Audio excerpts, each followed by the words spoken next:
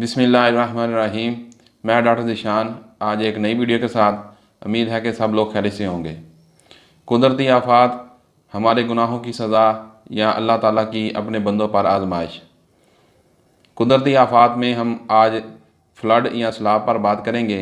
ये क्यों आते हैं और जब ये आते हैं तो इनकी वजह से जो बीमारियां पैदा होती हैं उन पर बात करेंगे। जो लोग हमारे चैनल पर नए हैं, चैनल को सब्सक्राइब करें और बेल आइकन को प्रेस करें। जैसा कि आजकल हमारे पड़ोसी मुल्क इंडिया में सैलाब के सूरत हाल चल रही है, पिछले साल पाकिस्तान भी सैलाब की सूरत हाल से गुज़रा है।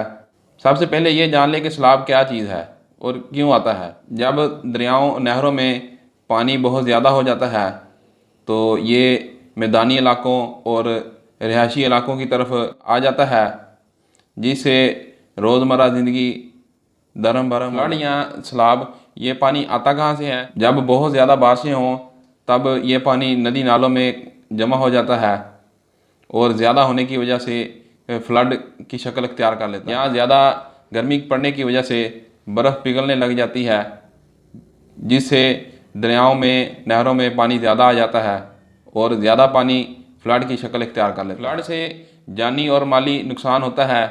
कुछ लोग पानी में डूब कर मर जाते हैं और जो बच जाते हैं वो फ्लड से पैदा होने वाली बीमारियों से मर जाते हैं।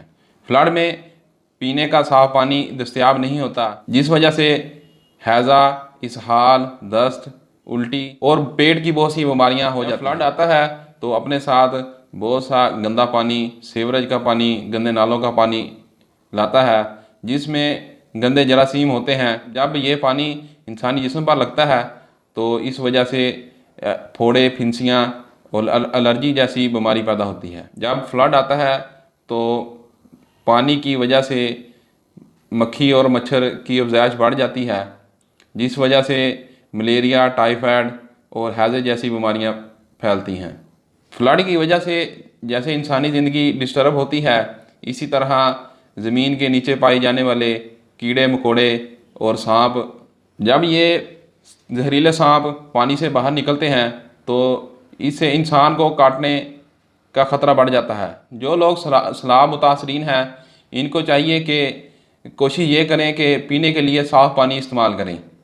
अगर पीने के लिए साफ़ पानी दस्तयाब नहीं है तो पानी को उबाल कर इस्तेमाल करें और जो कचरा जमा हो इसको ठीक से तलफ़ करें और छोटे बच्चों के हाथ बार बार धोएं। ये थी हमारी आज की वीडियो। नेक्स्ट वीडियो के साथ हाज़िर होंगे। अल्लाह हाफ़िज़।